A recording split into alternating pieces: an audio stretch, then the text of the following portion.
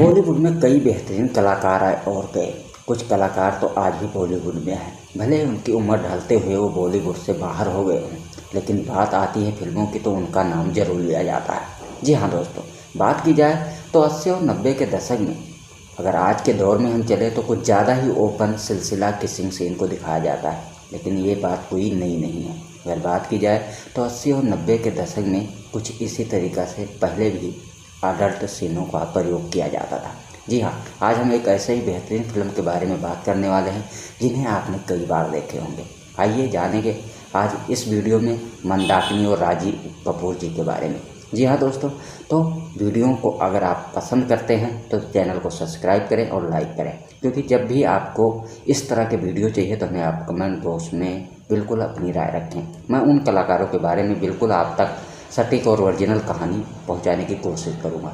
तो आज हमारे टॉपिक कलाकार होंगे इस फिल्म के, जिन्होंने इस फिल्म को एक अलग ही पहचान दी थी और इस फिल्म को लोगों ने काफ़ी पसंद भी किया था। लेकिन बताया जाता है इस फिल्म को लेकर कुछ लोग आलोचना भी कर रहे थे, लेकिन 1985 में इस फिल्म ने सबसे ज़्यादा कमाई करने वाली फिल्म बनी थी। आखिरकार इस फिल्म के निर्माता कोई और नहीं थे, राज कपूर साहब, जो बॉलीवुड के एक अहम किराएदार के रूप में भी जाने जाते। उन्होंने बहुत ही ऐसी फिल्मों में अपना खुद का एक्टिंग और अपने एक्टर के रूप में प्रसिद्ध कलाकारों में से एक बने। उन्होंने कुछ फिल्में अपने आप डायरेक्ट भी की हैं। लेकिन बात करें तो राज कपूर के 3 बेटे थे।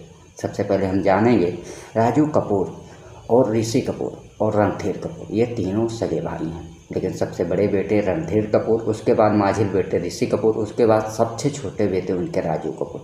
तीनों ने अलग अलग तरह की भूमिकाएं निभाई हैं। लेकिन बात की जाए इन तीनों भाइयों में तो सबसे सफल अभिनेता सिर्फ ऋषि कपूर रहे हैं। उन्होंने कई ऐसी बड़ी फिल्में दी हैं जिन्हें आज भी लोग नहीं भूल पाते हैं। वहीं रणधीर कपूर की बात करें तो राज कपूर के बड़े बेटे हैं, जिन्होंने फिल्मों के साथ साथ कुछ फिल्में डायरेक्ट भी की हैं। वहीं जब इस फिल्म के कैरेक्टर की बात आती है, राम तेरी गंगा मैली हो गई, जिसमें मंदाकिनी की ये पहली फिल्म मानी जाती है। इस फिल्म के निर्माता कोई और नहीं, राज कपूर साहब थे। वो अपने छोटे बेटे राजू कपूर के लिए एक अच्छी खासी हीरोइन की तलाश कर रहे थे। सबसे पहले इस फिल्म में हीरोइन लेना चाहते थे पद्मा कोल्हापुरी को, लेकिन उन्होंने बताया था एक इंटरव्यू के दौरान कि इतनी बड़ी फिल्म को आपने क्यों छोड़ा। वो अभी राज कपूर साहब की फिल्म थी। उन्होंने एक बात बहुत ही डायरेक्ट किया। उन्होंने कहा कि हमें इस फिल्म में पहले से ही कहानी बताई गई थी, पर एक किसिंग सीन को लेकर मैं काफ़ी घबराई हुई थी, जिसकी वजह से हम इस फिल्म को नहीं कर पाई और इसी वजह से शायद बाद मंदाकिनी को इस फिल्म में चांस मिला था। बता दें कि मंदाकिनी की यह पहली फिल्म थी, लेकिन इस फिल्म में मंदाकिनी का जो एक्टिंग था वो लोगों ने बेहद पसंद किया। बता दें कि इस फिल्म के गाने इतना ज़्यादा सुपरहिट हुए, उस समय पारिवारिक के ऊपर फिल्म दिखाई गई थी। 2 जोड़ियों की प्रेम कहानी होती थी।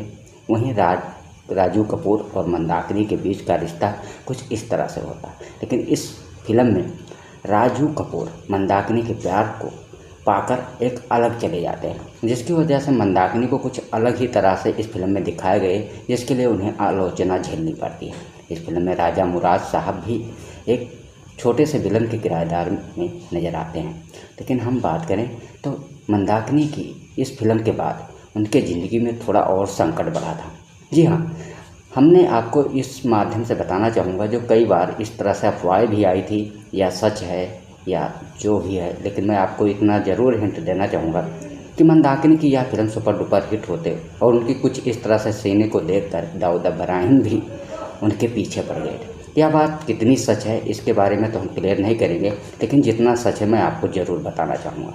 बता दें कि दाऊद इब्राहिम मुंबई के एक ऐसे जाने माने डॉन माने जाते हैं, जो किसी भी अभिनेत्री और अभिनेता को ही वो अपने हुकूमत पर नचा सकते हैं। ऐसा ही कुछ रहा मंदाकिनी के भी साथ। बताया जाता है कि 90 के दशक में मंदाकिनी और दाऊद इब्राहिम एक साथ मैच देखते हुए नजर आए थे। बात तो यहाँ तक फैली हुई थी कि मंदाकिनी और राज कपूर की इस फिल्म को देखने के बाद दाऊद इब्राहिम मंदाकिनी के काफ़ी करीब चले गए थे।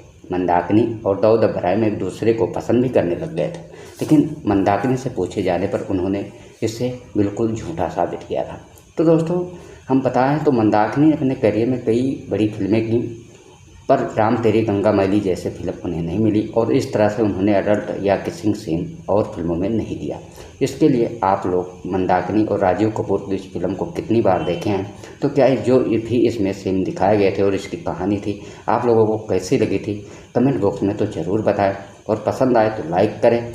जी हाँ दोस्तों, हम बात कर रहे थे आज ऐसे एक हिंदी फिल्म 1985 राम तेरी गंगा मैली हो गई, जिसने अपने नाम ये हासिल किया था और उस समय की सबसे सुपरहिट फिल्म थी।